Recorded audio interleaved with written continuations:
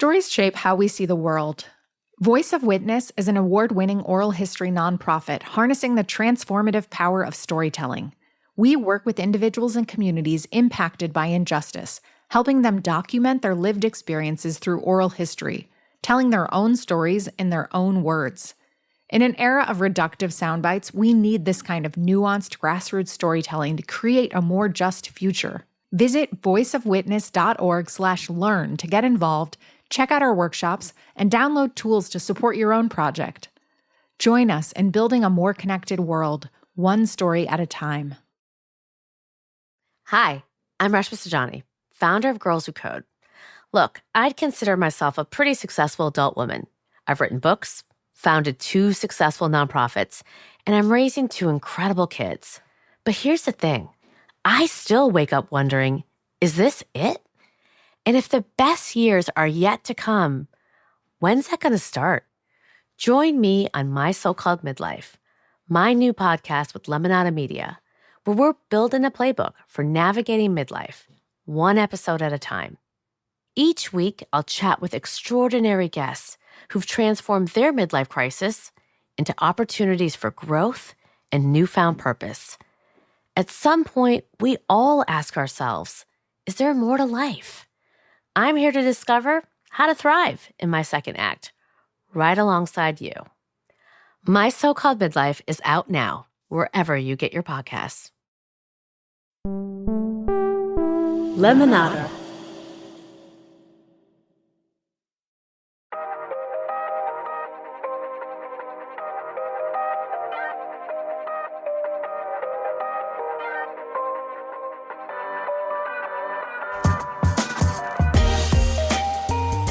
Hello and welcome to Good Things. I'm your host, Gloria Riviera. When it comes to the earliest years of a child's life, safe and nurturing relationships with adults are crucial for healthy development. For children who've experienced trauma, it can act as a buffer from the negative impacts of that trauma. Children need and deserve to have those relationships in their lives. But not enough childcare educators are trained or have the resources to support kids with trauma. Kai-leé Berke wants to change that. Kai-leé is an early childhood expert, author, and CEO of the childcare management company Lilio. She also has her own story of experiencing trauma as a young girl and says the nurturing relationships she had with adults saved her life. Throughout her career, Kai-leé has worked tirelessly to improve resources for early childhood educators because they have the power to truly change lives. Kai-leé, welcome to Good Things. Thank you for having me. Thank you again for taking the time to speak to us. And we're going to talk about a lot. We're going to talk about your career. We're going to talk about the importance of relationships, that bond between a child and a reliable adult in the early years of that child's life, and why educators really need to be supported, which is the work that you do. But before we get to that, I would love to start at the beginning. You've spoken about this publicly. Tell me about your early childhood, the trauma you experienced, and what the world around you looked like. Yeah, that's such a lovely way to frame it. Thank you for inviting me to share. As a child, I always dreamed about being a teacher. And I saved my money. I was about 6 years old, wanted to buy a chalkboard at the local toy store that I had my eye on. And this was back in the day when if you got $5 and a birthday card from your grandma, you felt like a lottery winner. So I saved my birthday money and I bought that chalkboard, and spent many hours standing in front of it, pretending to be a teacher. And so unpacking that dream of being a teacher is pretty easy. My brother, who was 3 years older than me, we began our lives in a home with an abusive alcoholic father. My mother left him right around my first birthday, but by my 6th birthday, she was in the hospital beginning cancer treatment, and she died when I was 9. So for me, my early childhood teachers were my only constant. I had this really long hair, longer even than it is now. Our family is actually part Hawaiian, and my daughter calls it my Moana hair, period. But it was so long that my little arms couldn't quite brush the middle. I could do the top and the bottom, and so I get these really gnarly knots right in the middle. My teachers would brush my hair for me, and we'd sit together before the school day started and after the day ended, and I'd go and sit with one of these teachers, and she'd work on the latest knot. And while she brushed, we talked. These women made me feel loved and nurtured and supported. So to me, it's no wonder that when I wasn't with one of those women, I was standing in front of my little chalkboard pretending to be those women. It made me feel really safe.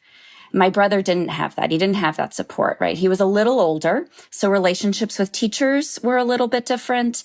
And he went through those years without that warm, nurturing embrace of the consistent supportive adult relationships that I was getting from my teachers. We came out on the other side of my mother's death completely different people. When we were little, of course, we were always different, but we were more alike than not. And after her death, we would go on to take completely opposite paths in life. I did really well in school. I liked it. I worked my way through college and graduate school. I became a teacher and a counselor and a school administrator and a college instructor and an author and eventually a CEO. And he did poorly through school.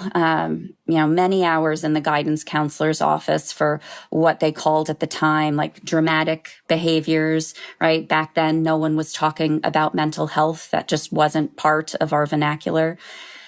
After graduating from high school, he struggled to keep a job. He battled with his health. He became a drug addict. He was a father who took his children in and out of homelessness and neglected and hurt them in ways that is still heartbreaking to think about, even though they're safe and happy now. A few years ago, my brother died of a drug overdose. So, as I grew up, and I could reflect on our childhood with some adult perspective. And certainly, as I studied human development and learned about the impact of early adversity and did, work with trauma impacted children and families and supported their teachers, the key differentiator in our experiences was that I had these amazing women, these incredible early education teachers who, by my estimation, I believe quite literally saved me. I'm listening to all of this, and first of all, thank you for sharing that in the detail that you just did. I'm thinking about, that we have many parallels. I also have an older brother. We also had very different experiences as young children. He also died. He was an alcoholic and abused drugs as well. And I could sort of sense that... Listen, I don't want to make this about us, but I think it's valuable for the listener to ascertain what we're talking about here, what you were provided with, which he was not, which can be extrapolated and applied to my own situation. The phrase "a sense of self" is coming to me. That with those reliable teachers, day in and day out, spending time with you, is it fair to say that you emerged with a stronger sense of self than your older brother did? Absolutely. That's so spot on. And I think through that sense of self had a level of safety in that. And he was always searching, right? He was always searching to find himself, to find a place where he could feel safe inside of himself. This isn't just, we talk about safety a lot, and I think people think about physical safety, but really what we're talking about in that sense of self is emotional safety. Yeah, that sense that I'm okay here and I'm supported. I mean, it's very basic. And it breaks my heart that both of our older brothers did not have that and turned to alcohol and drugs to escape the lack in their life. Yeah. It's something that you've devoted your life to helping early educators to help them help the kids, right? Yes. So Yes. I want to get under the hood a bit more into the idea of sense of self and feeling safe. What kind of tools do you believe those reliable relationships with early educators gave you? Yes. I mean, I think first and foremost, the ability to regulate, right? When we think about young children, a very key part of early development, a crucial part, is the ability to regulate our emotions and behaviors. And I know a lot of adults that are still working on self-regulation.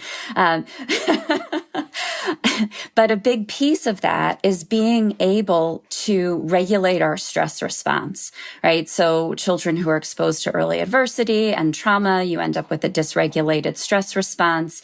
And so when that happens, right, we've got all these processes happening in our bodies when we're under stress. Our heart beats faster, our adrenaline rises, cortisol rises, right? All this stuff is happening in us. Our body is activating and shutting down certain parts of the brain, right? Because your prefrontal cortex shuts down when you're under stress.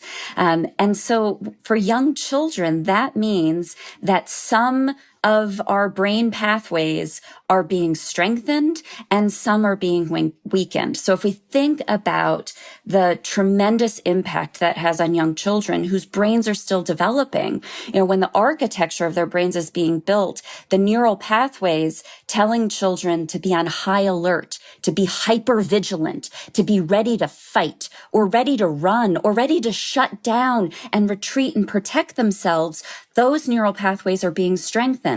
And the ones related to problem solving and emotional regulation and impulse control, those are being weakened. And what a warm, nurturing, trusting relationship with an adult does is it helps to buffer against that impact. It allows children to be able to go back into self-regulation, to get back into their prefrontal cortex faster when a child knows they are safe with an adult.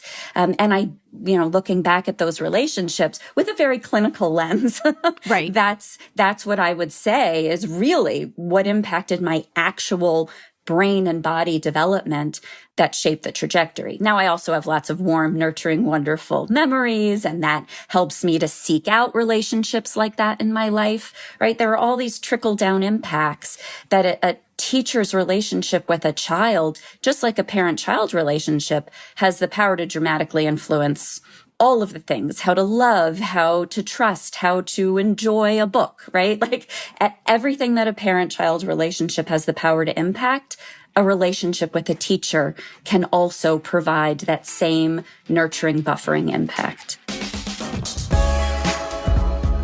We're going to take a quick break, but we will be right back with more on Good Things.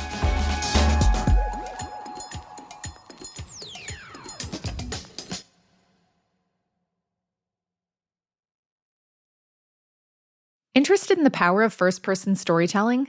The Voice of Witness book series documents the oral histories of people directly impacted by and fighting against injustice. Each collection supports historically excluded communities to tell their own stories in their own words. The books feature a diversity of voices, including those of refugees and immigrants, incarcerated people, communities displaced from public housing, farm workers, indigenous peoples, and more. These powerful stories highlight crucial issues and expose the impacts of harmful narratives and policies, laying the groundwork to build solidarity and movements for change. Voice of Witness books are read and used by thousands of educators, organizations, and advocates across the country each year. Visit voiceofwitness.org/read to learn more, access free resources, and get involved. Want a sneak preview of hot new audiobooks? Then check out Your Next Listen, a new podcast from Lemonada Media and Simon & Schuster Audio. We've got everything: the hottest new thrillers, best-selling celebrity memoirs, and swoony romances. And these aren't tiny clips either. They're entire chapters you can listen to. Your Next Listen is out November 11th, wherever you get your podcasts.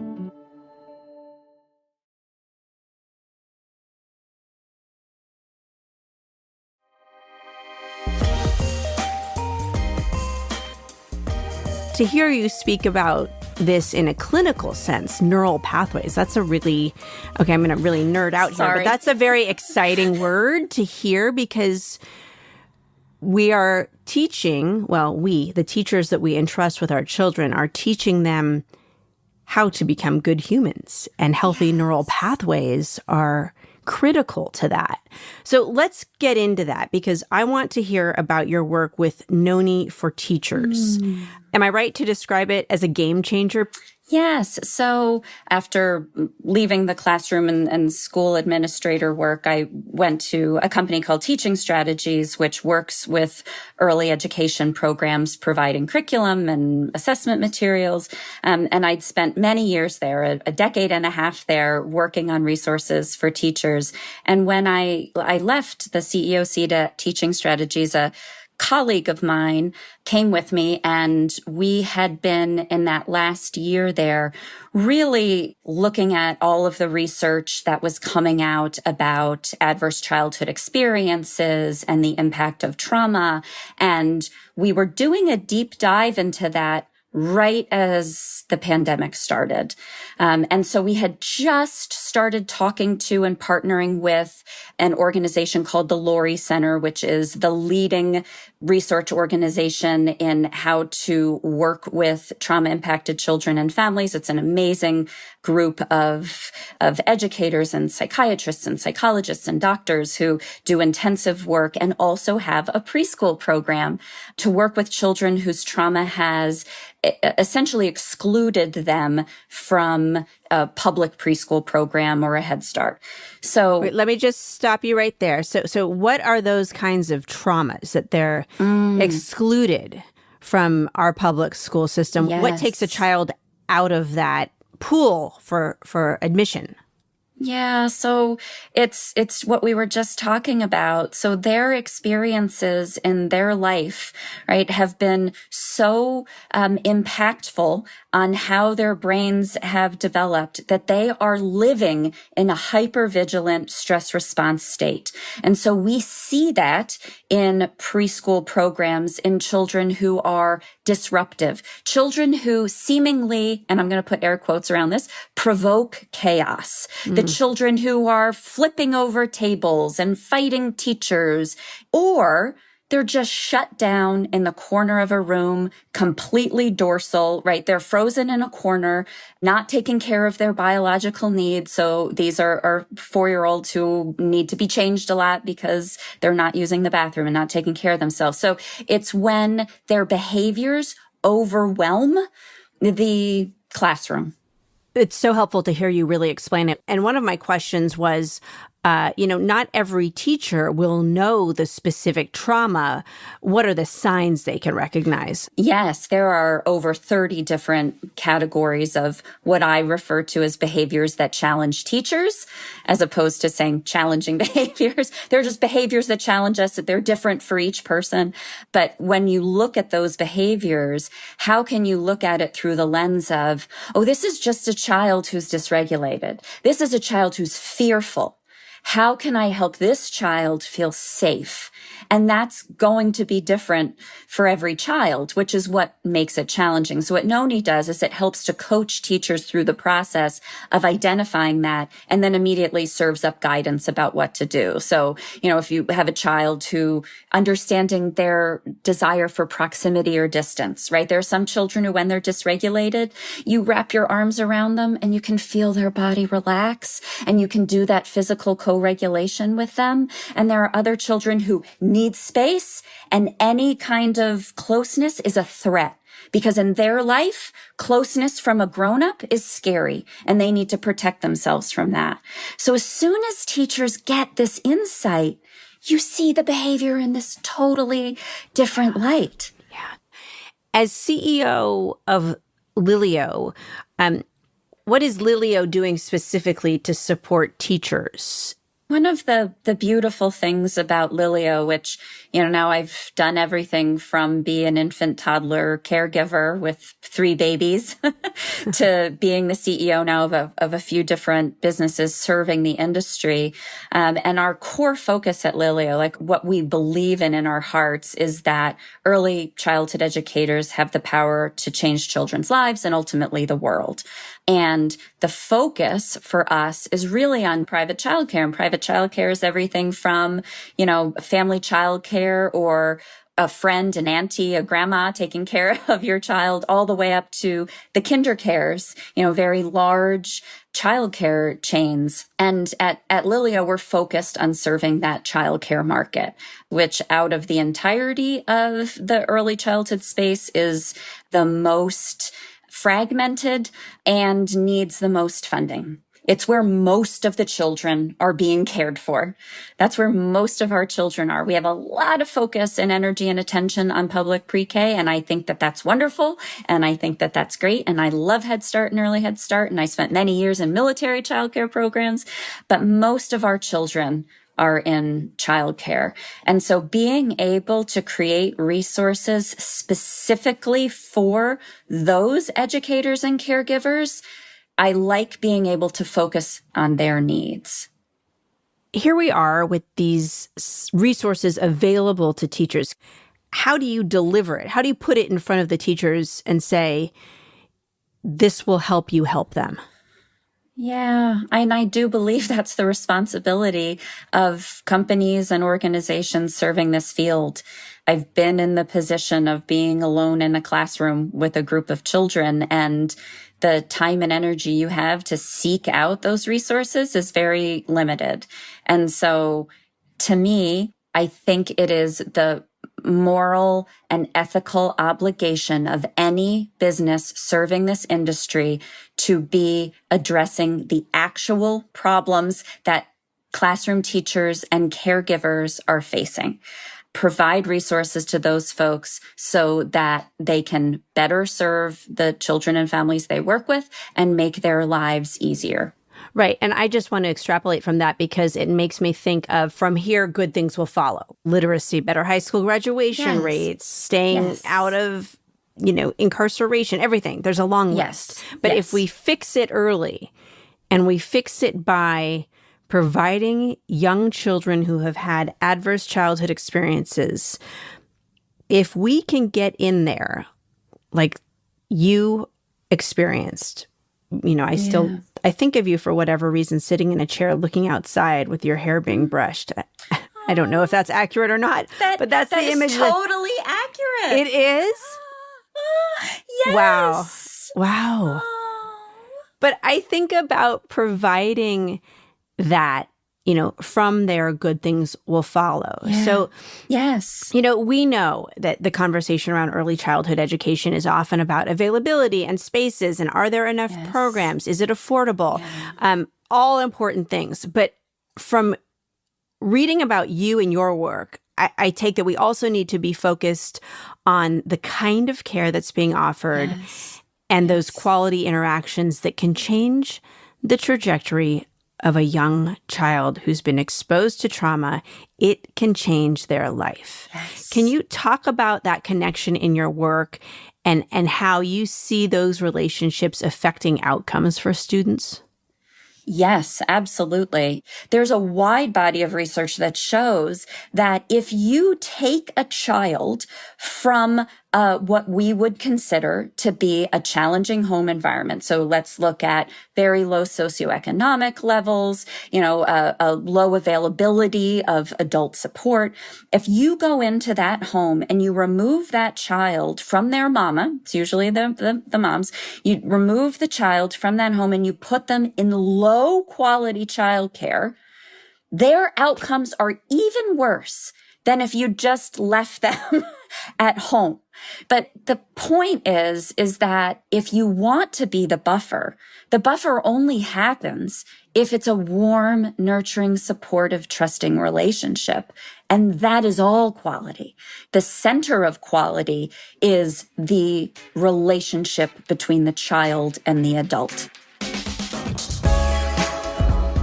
Okay, sit tight, everyone. We're going to take one more quick break, and we'll be right back with more good things.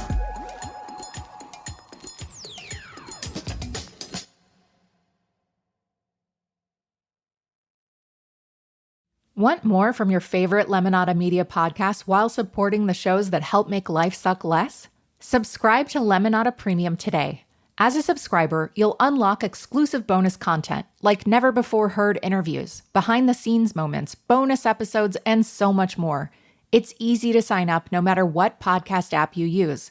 On Apple, you can just click the Lemonada logo in the Apple Podcast app and hit subscribe. For all other podcast apps, head to lemonada.supportingcast.fm to subscribe. That's lemonada.supportingcast.fm. Hi, I'm Emily Deschanel. And I'm Carla Gallo, and we're excited to tell you about Boneheads, our new Bones rewatch podcast. I played Dr. Temperance Brennan. And I played Daisy Wick, and we are going to watch from the very beginning. We're going to watch the episodes. We're going to reminisce. We're going to laugh. We're going to cry. We're going to tell behind-the-scenes stories. We're going to go on tangents. A lot of tangents. So whether you're a seasoned Bones fanatic or a newcomer looking to dip your toes into the wild world of forensic anthropology, this show is for you. Boneheads from Lemonada Media is out now wherever you get your podcasts.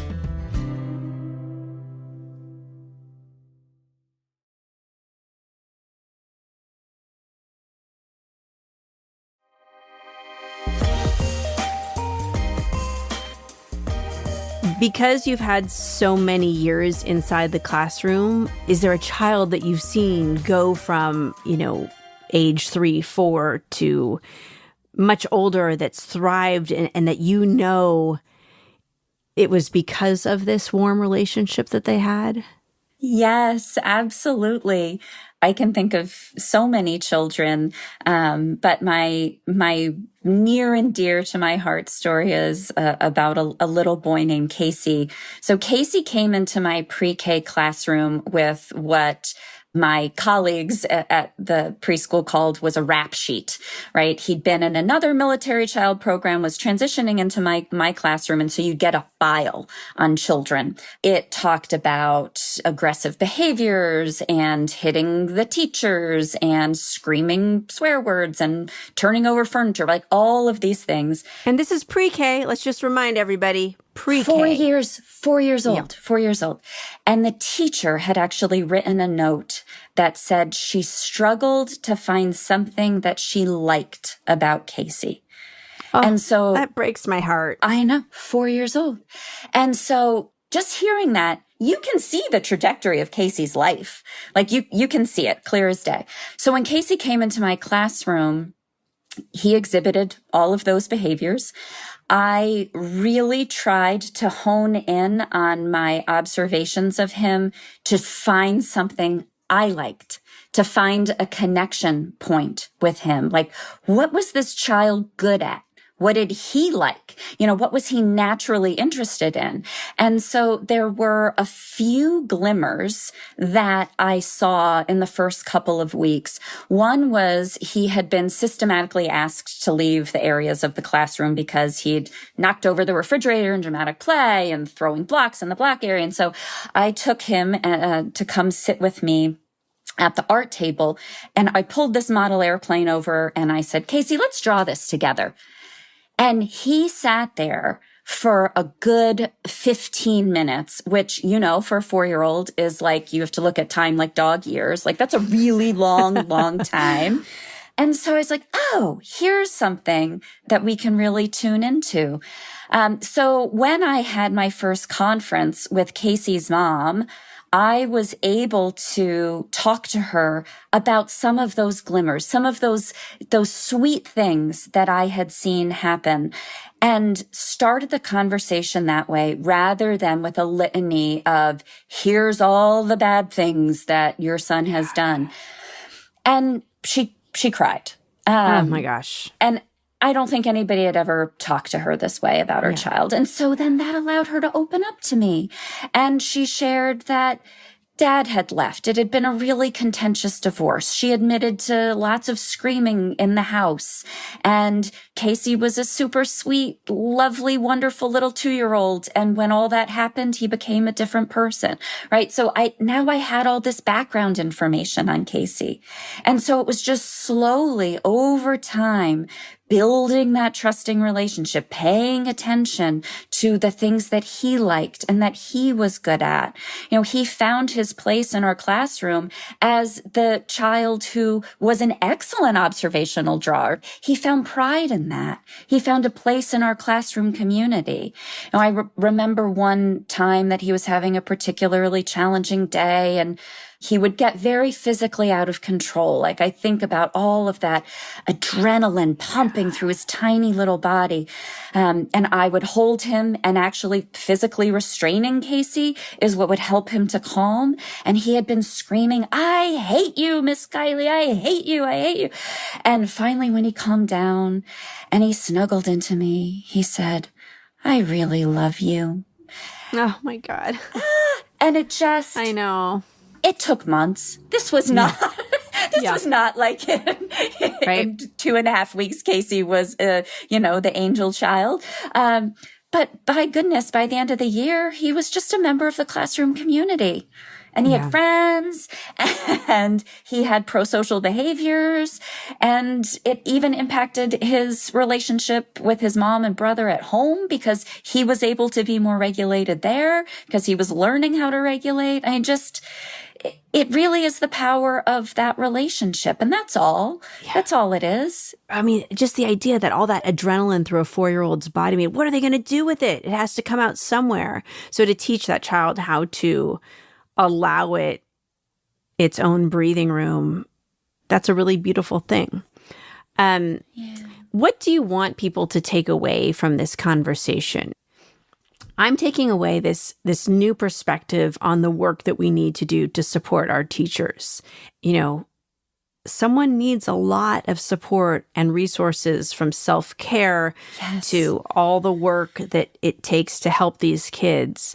Yeah, we do ask a lot of these educators, and it is a mighty task they have, that particularly in those first 5 years, the impact that they have to shape a child's future is extraordinary. It is a gift.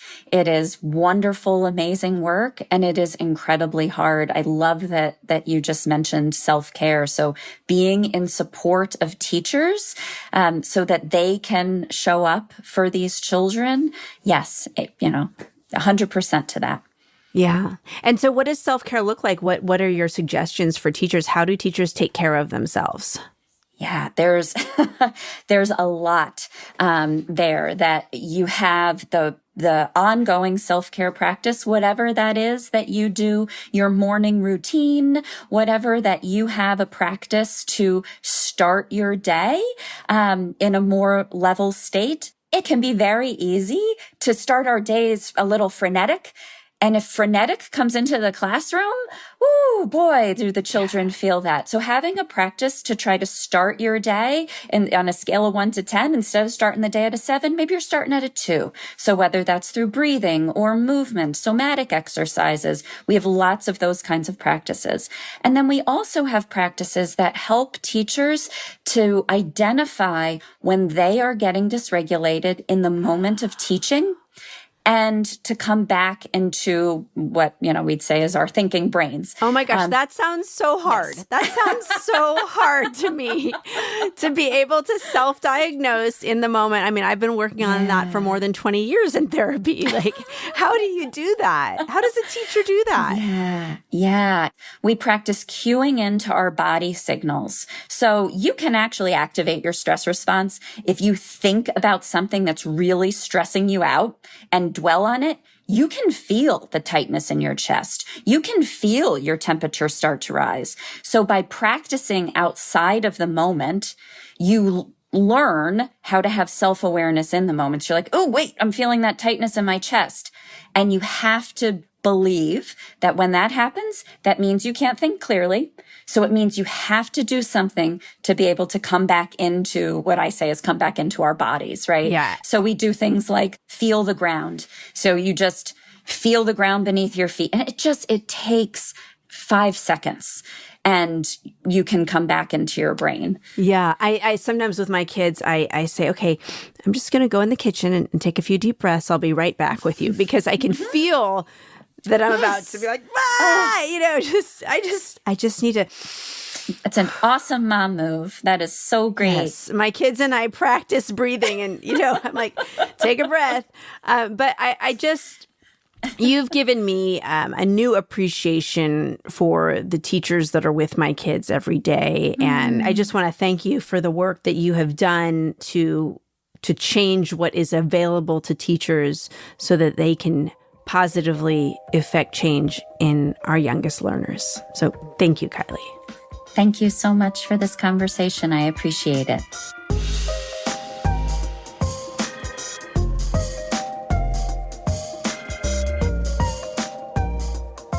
Thank you for listening to Good Things. I'm your host, Gloria Riviera.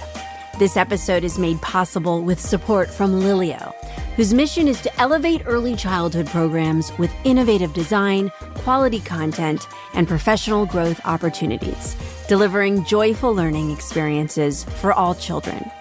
This episode is produced by Lisa Fu. Our supervising producer is Muna Danish. Mixing and sound design by Noah Smith. Steve Nelson is our SVP of Weekly Content. Executive producers are Stephanie Whittles-Wax and Jessica Cordova Kramer. Help others find our show by leaving us a rating and writing a review. Thanks so much for listening. Follow Good Things wherever you get your podcasts and listen ad-free on Amazon Music with your Prime membership.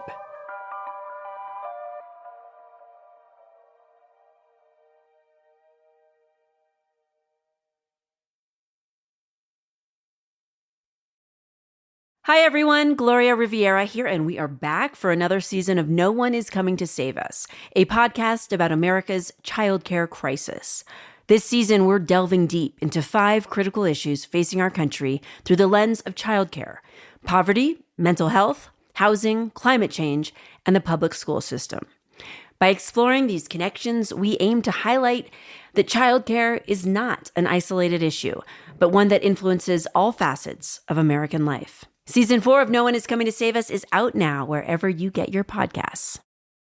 Are you looking for ways to make your everyday life happier, healthier, more productive, and more creative? I'm Gretchen Rubin, the #1 best-selling author of The Happiness Project, bringing you fresh insights and practical solutions in the Happier with Gretchen Rubin podcast. My co-host and happiness guinea pig is my sister, Elizabeth Kraft. That's me, Elizabeth Kraft, a TV writer and producer in Hollywood. Join us as we explore ideas and hacks about cultivating happiness and good habits. Check out Happier with Gretchen Rubin from Lemonada Media.